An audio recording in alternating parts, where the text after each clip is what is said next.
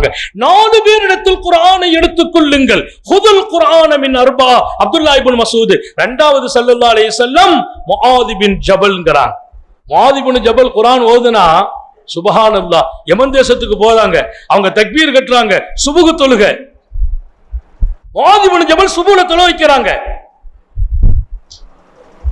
வத்தஹதல்லாஹு இப்ராஹீம கலீலா ஆயத்தை ஓதுறாங்க. அந்த சூறாவை ஆரம்பிச்சு அங்க வரைக்கும் வந்துட்டாங்க.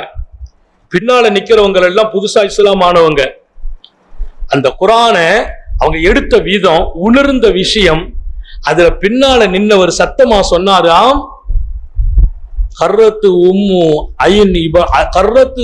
ஐனு உம்மி இப்ராஹிம். இப்ராஹிம் அலைஹிஸ்ஸலாத்தினுடைய உம்மாவுடைய கண் குளிர்ச்சி பெறட்டுமாக. தொழுகையில பேசுறது கூடுமா கூடாதாங்க? ரெண்டாவது, அவங்க புது முஸ்லிம்கள், நேத்துதான் இஸ்லாத்துக்கு வந்திருக்கிறாங்க, இமாமாக நிக்கிறாங்க. முஆத் இப்னு ஜபல். வத்தஹதல்லாஹு இப்ராஹீம கலீலா. அல்லாஹ் இப்ராஹிம் நபியை தன் நண்பனாக எடுத்துக்கொண்டாங்கிற வசனம். அந்த வசனத்தை எப்படி உள்வாங்கிறார் பாருங்க. இப்ராஹிம் நபியை அல்லாஹ்வே நண்பனாக எடுத்தால் அந்த நிலை எப்படி இருக்கும்? எவ்வளவு பாக்கியம். நான் உங்களோட நட்பு இருக்குதுன்னா அது ஒரு பாக்கியம். அமைச்சரோடு எனக்கு ஒரு தொடர்புன்னா அது இன்னும் விசேஷமா தெரியும். நாட்டினுடைய பிரதமரோடு இவருக்கு நெருக்கம்னா, பிரதமருக்கு பிஏன்னா நமக்கு ஒரு தனி செல்வாக்கு.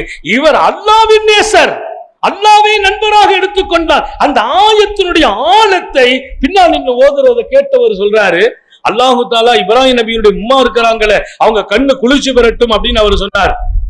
இந்த செய்தி இமாம் புகாரி தங்களுடைய பாடத்துல பதிவு செய்யறாங்க. முஆத் இப்னு ஜபலினுடைய கிராத்துக்கு இருந்த ஆளுமை, நேற்று வந்தவர் கேட்டாலும் அதன் உள்பொருளை விளங்கும் அளவிற்கு அது மகத்தான வலிமையை கொடுத்தது என்று